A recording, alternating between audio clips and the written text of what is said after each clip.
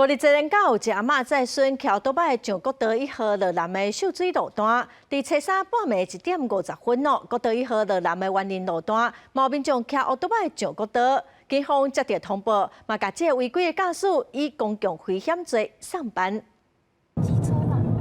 民众的车驶伫高速公路，但是头前甲附近的车拢拍警示灯。详细甲看，快车道竟然有一台乌托摆。机车啦，我确定看到机车了。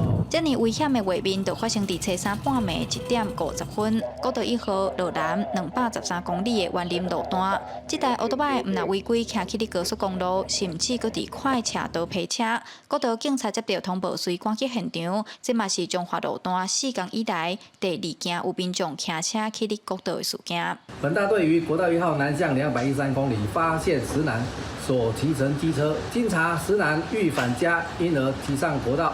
本大队除依法举发交通违规外，并依刑法公共危险罪侦办。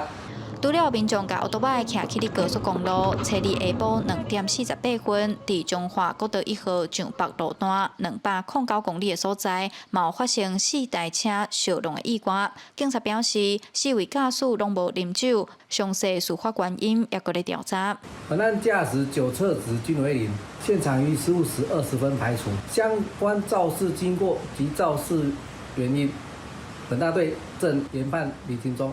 警方表示，高速公路发生车祸，真侪拢是因为车辆无保持距离，上重会当罚6000块。警察嘛提醒，这几天会有大水雨，塞车视线歹，民众都要遵守交通规定，注意塞车安全。记者杨淑成，中华报道。